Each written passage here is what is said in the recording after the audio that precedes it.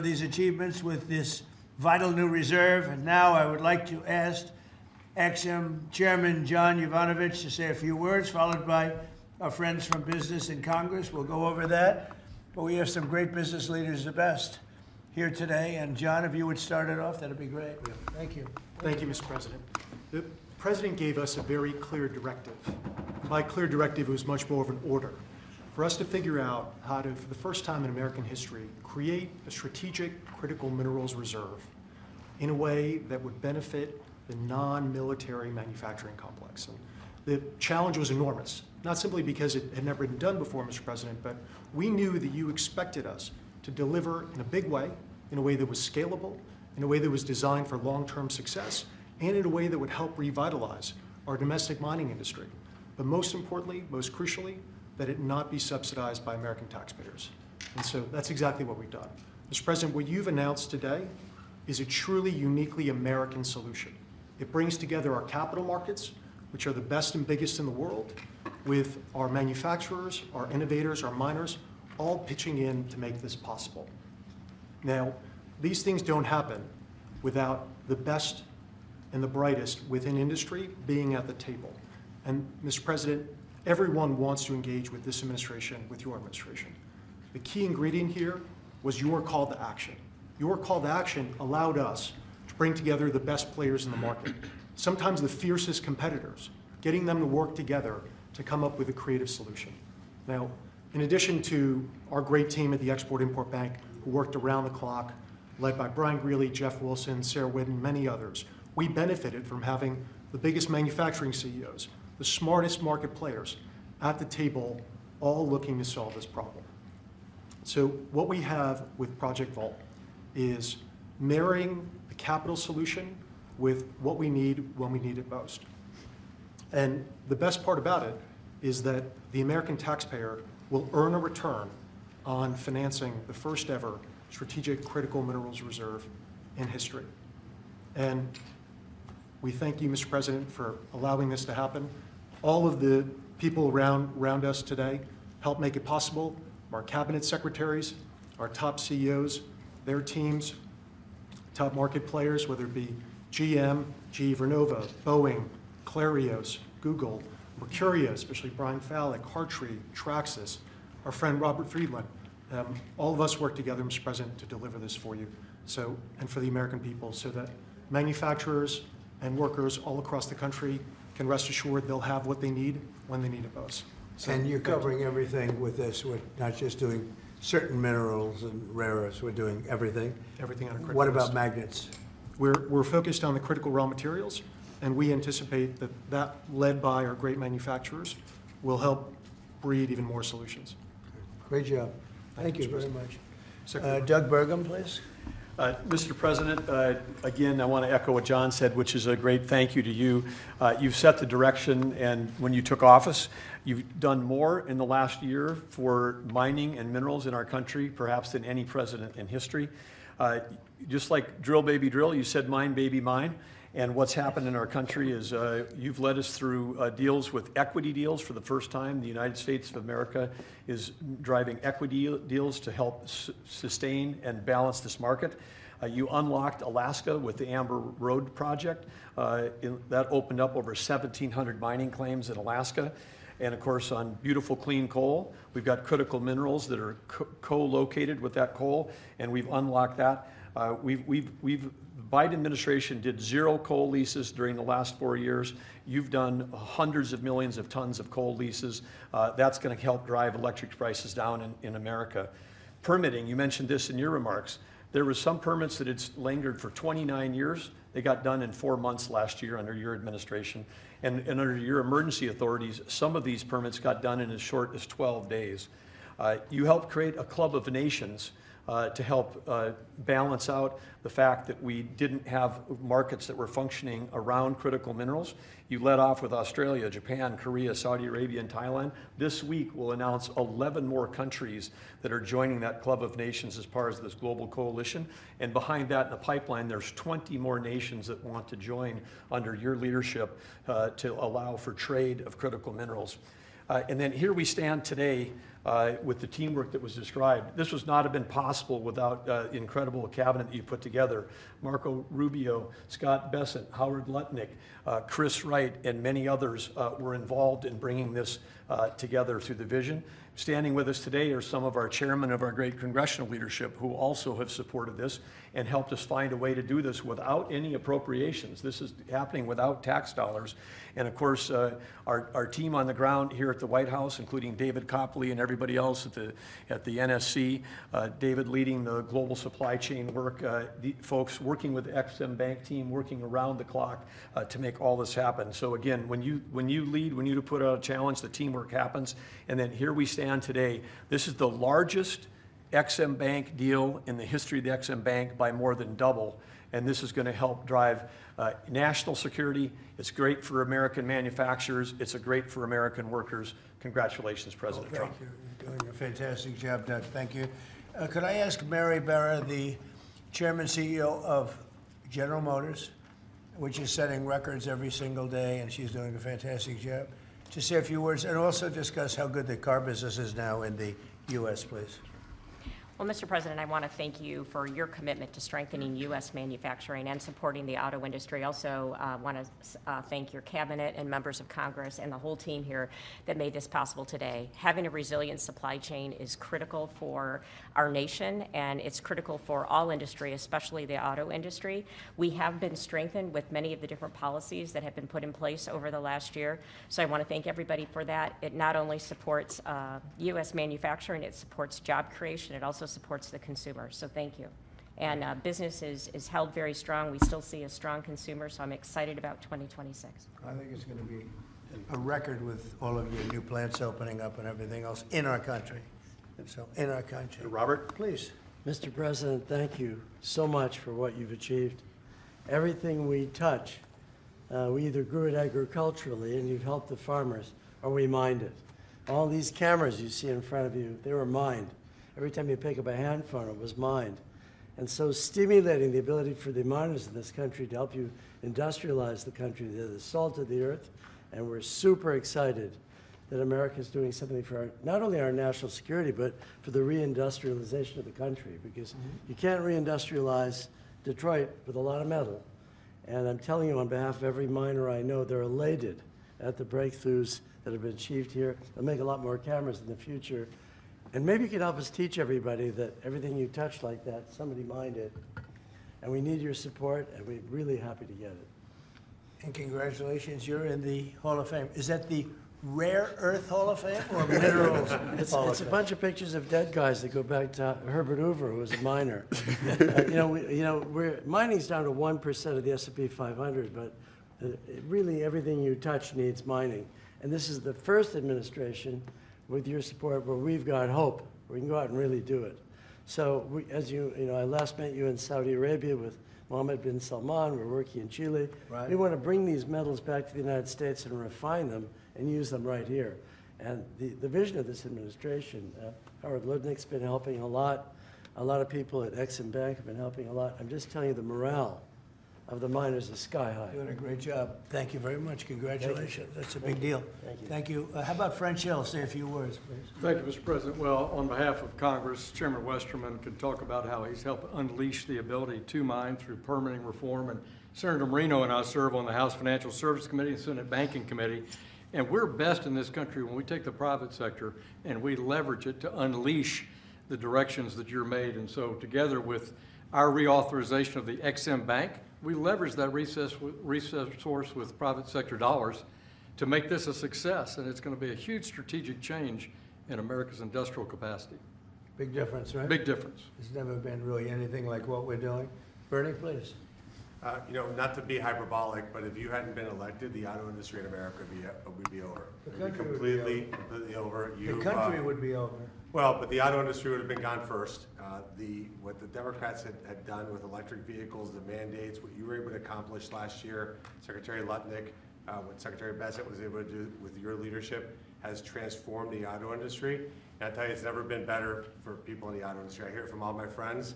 They are elated. And the worst part is that the people that you really saved with the car dealers in California, Yeah. and New York, Can you and believe New it? Jersey, right? And they fought me all the way, Mary, right? They fought me all the way, and now they're saying, thank you very much.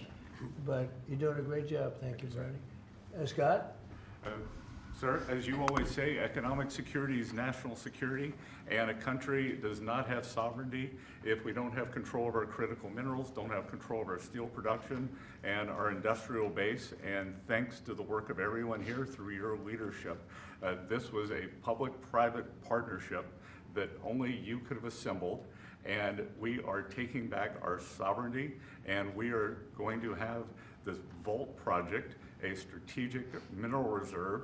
And I can't tell you how innovative and exciting this is, and the level of security it is going to give us going forward is phenomenal. And how is your new, and I think new and improved Fed chairman doing? How's that all going? So he's off to a great start. I think so. He had so much built-in credibility, and as the American people, smart people, like the Representative Hill, the Senator Moreno, they already knew him, and as the American people get to know him, the important thing is that they will be able to trust the Federal Reserve to steer the economy for them. He's going to do great. Howard, please. So prior presidents took America for granted. They let our critical minerals only be controlled by China. They let our mining business go to hell by closing all the mines, closing our coal plants while China opened them. They let our auto industry, right? We used to produce 75% of our cars in America, and when Biden left, it was below 50%. We were just letting all of these industries just be shredded from America. And thank goodness you are in this chair, changing it and taking it back. We are taking back critical minerals. We are taking back mining. We're taking back the auto industry. You're going to watch us take back pharmaceuticals. We're going to take back semiconductors. None of this could possibly happen without your leadership. And it is the most fun to stand back here with your leadership because we are changing America back and making it great again. That's very true. Anybody would like to say anything else? Amen to that. You guys okay? Everything all right? Chairman? Well, thank you, Mr. President. Such a good man. Go ahead. It's a great day, and it couldn't have happened without your leadership. And I think people will be talking about this for a long time because we're bringing back American mining and American manufacturing. You know, God blessed our country with abundant resources. Secretary Burgum talked about the Ambler Road.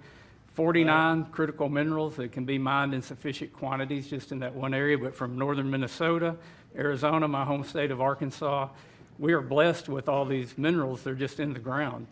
But when we get them out of the ground and not only mine them, but refine them and process and manufacture with them, it'll unleash great wealth for our country, and that'll just build on all the other successes. So thank you for what you've done. It's a great day.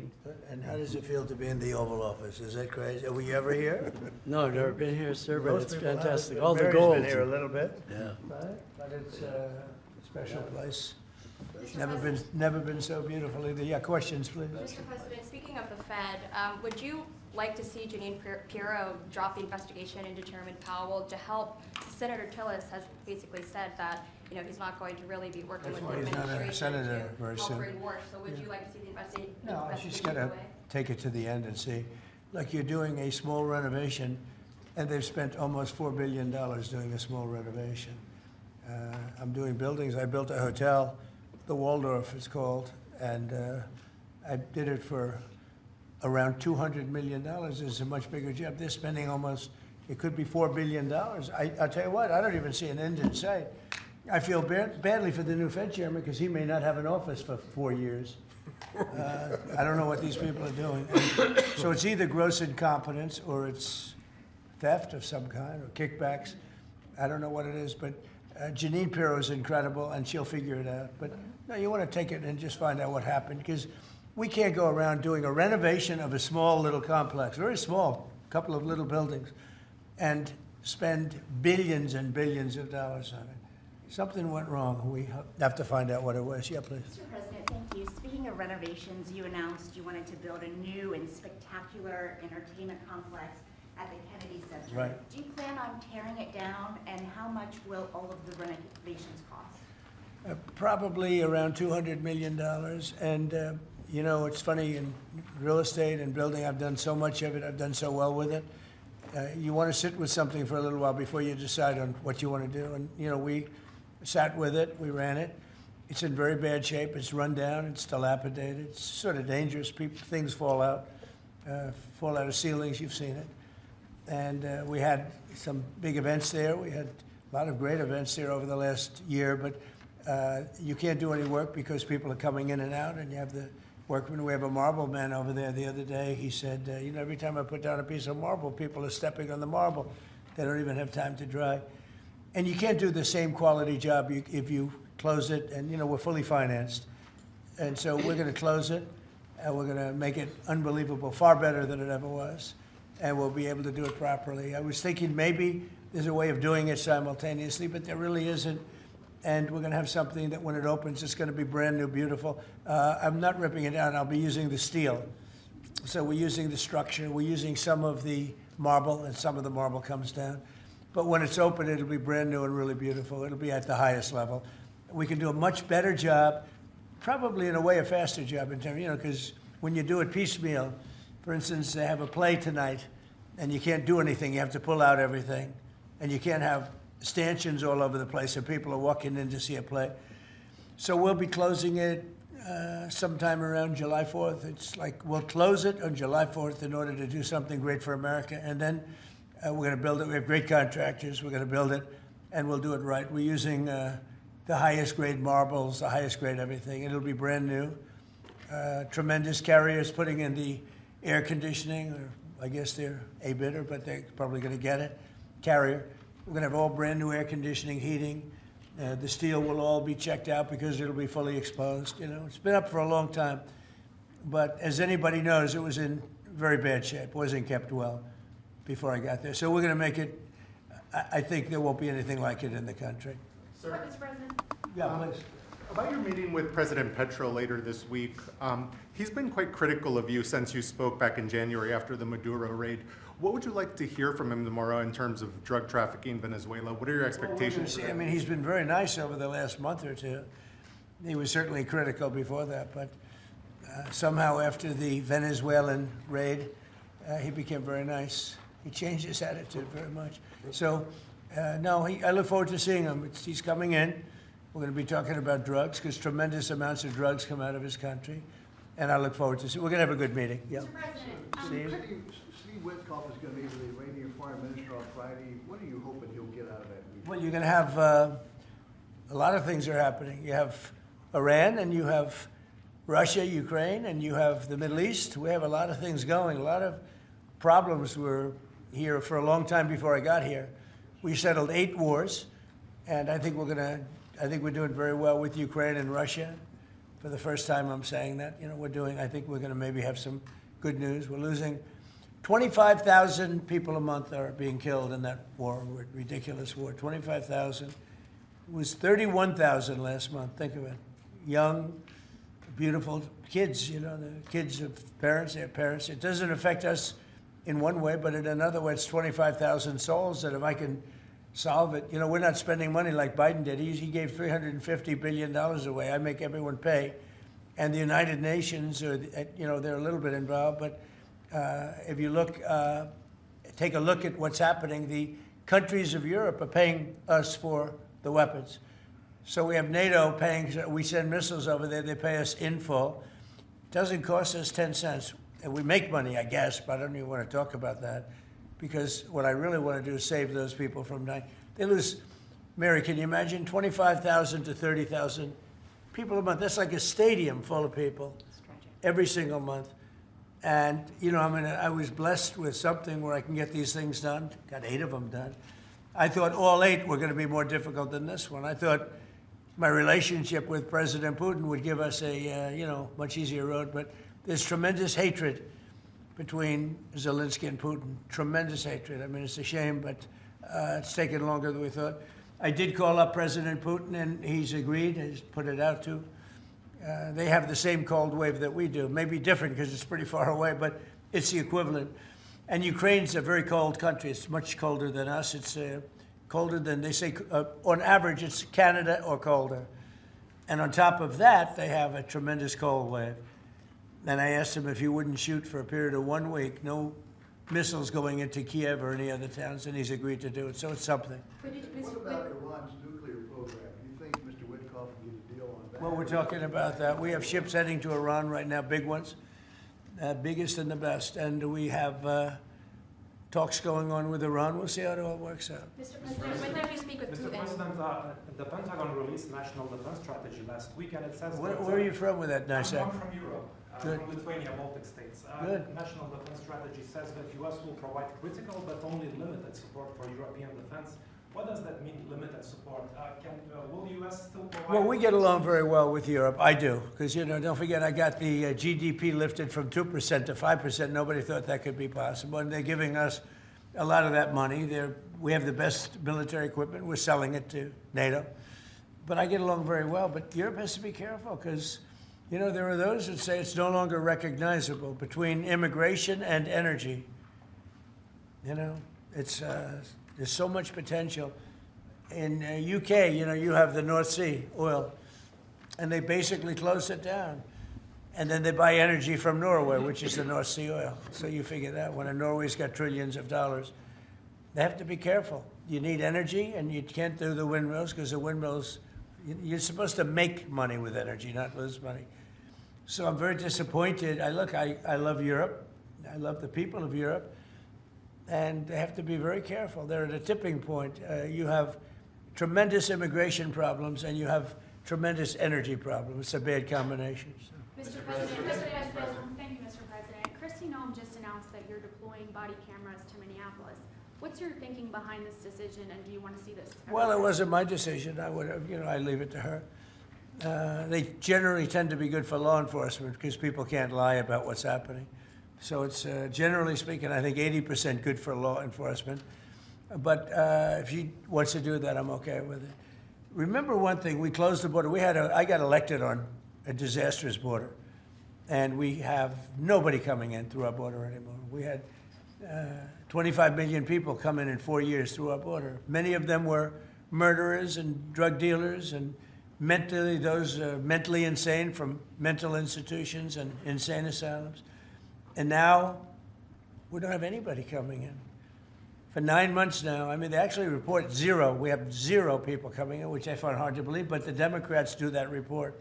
They tend to be left-leaning that do that report.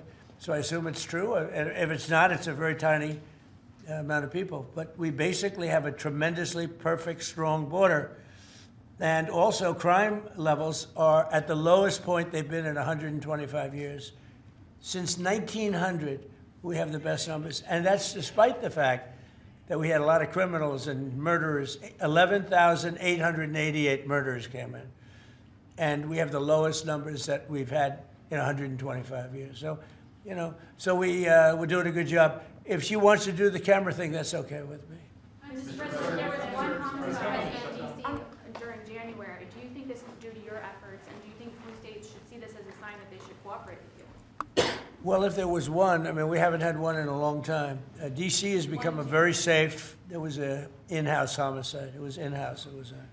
It was a dispute within a family. We have had virtually no crime in D.C. D.C. is now considered a very safe place, and it should be. It's our nation's capital. And we sent in the soldiers. I read the Washington Post this week, and it was incredible. They were trying to determine how did we get so low numbers? The low numbers in D.C. because we have very little crime, if any. And they talked about everything except for the fact that we put our National Guard and great soldiers inside our city. They didn't want to mention that. It's how dishonest. Because if we didn't do that, you'd have tremendous crime in D.C. And I get thanked every single day by people that work in the White House. People, young ladies, men, they come up, thank you, sir, for making D.C. so safe. They walk to work now. A year and a half ago, they wouldn't have walked to work. They would have been killed or mugged or something would have happened to them. So it's, it's a great honor, but you got to read the story in the Washington Post. They do it. Crime is way down in D.C. Now, what's the reason for it? The reason for it is we have very big, strong, good-looking soldiers standing around, and I think they make the place look better. But this is our capital, and we have a very safe capital. We had a very dangerous capital before. Yeah, please. Sir, yesterday you said you were speaking to people about Cuba to reach an agreement. What sort of agreement are you hoping to reach? Is that with the Cuban government? Well, it's a failed nation now, and they're not getting any money from Venezuela, and they're not getting any money from anywhere. It's a failed nation. Mexico is going to cease sending them oil.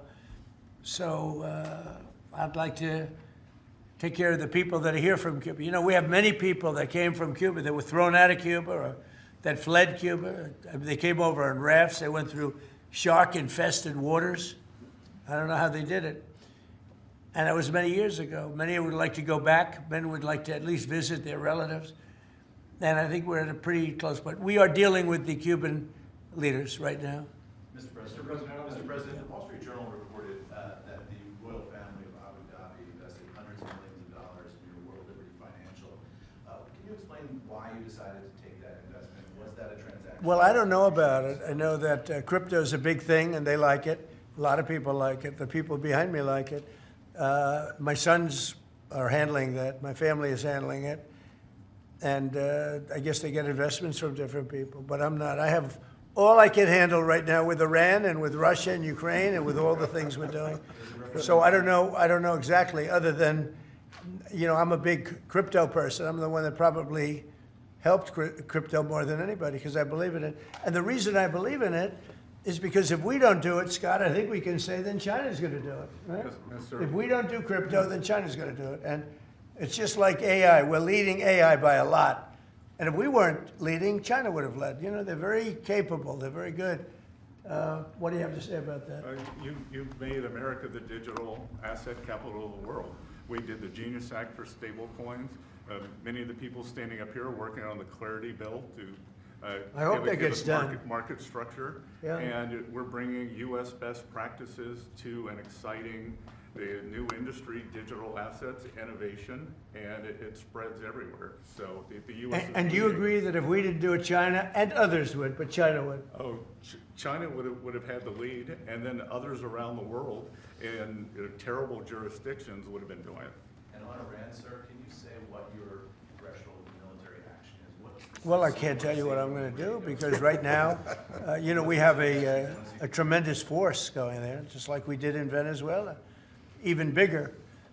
And they'll be there soon, and I'd like to see a deal negotiated. I don't know that that's going to happen, but I mean, if I knew, I wouldn't be able to, I wouldn't tell you. I'd be very foolish if I would tell you. But right now, we're talking to them. We're talking to Iran, and if we could work something out, that'd be great. And if we can't, probably bad things would happen.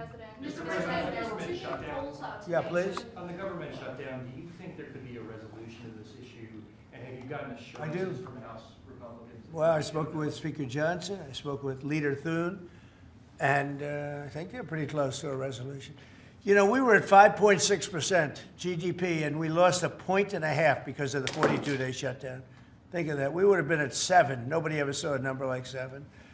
And I think, Howard, probably 1.5 points was the number, right? 1.5 for the shutdown. Exactly right. And it's very bad for our country.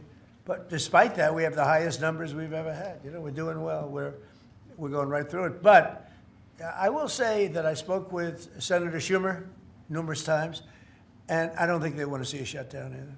Mr. President, are you going to sue Trevor Noah? Last night in a post, you alluded that something could be coming. Yeah, this well, way. he said that I spent time on Jeffrey Epstein's island.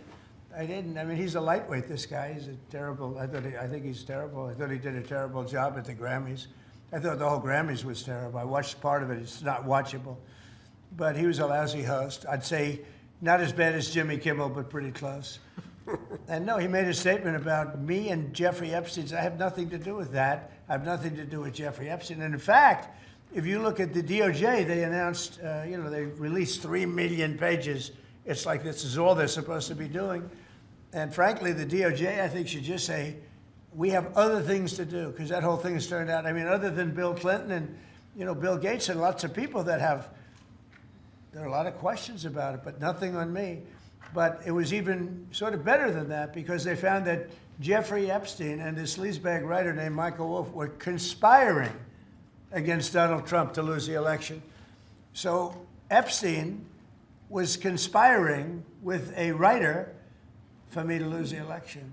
So right there, you know that I had nothing to do with this guy.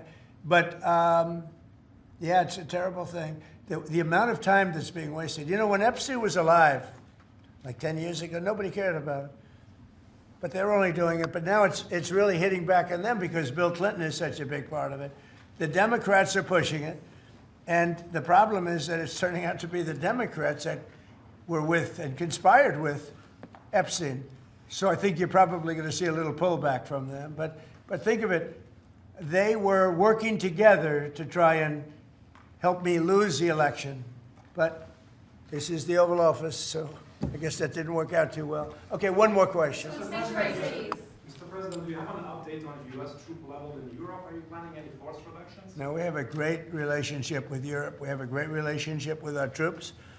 You know, one of the best things that I can say is that if you go back a year and a half ago, so I'm running for election, they had the worst recruitment numbers in the history of our country. Nobody wanted to join the military, or nobody wanted to join the police. Nobody wanted to join the fire departments. We couldn't get anybody to be a proud member of our country. And now, Doug, as I told you before, now we have the best recruiting numbers that we've ever had in our military. Army, Navy, Air Force, Marines, Space Force we love, and Coast Guard. I love the Space Force. It's doing great. But now we have waiting lists on everybody wants to join. You know why? Because people are proud of our country. Because our country is doing great. I think Mary can say the same thing. You had lots of people not working so well, and now you just wish you could get them in faster. I know that it's hard to get them. Yeah, we continue to bring people in and have training programs. We're Right. investing in the U.S. Training workforce. people. Yes. But 2 years ago, you didn't see anything like this. It's amazing what's happened. So we have the #1 in the history of our country. We've never had more people that want to join our armed forces than we do right now. And a year and a half ago, nobody wanted to join. They were embarrassed by our country. They were embarrassed by our leadership. And now they're proud of our country. And they're very proud of our leadership. And a lot of the leadership is right behind me. Thank you very much, everybody. Thank you, press. Thank you, press. Thank you. Thank you, press. Let's head out. Thank you, camera, for going. Thank you, press. Start moving. Thank you, press. Let's go. Let's go. Thank you, press.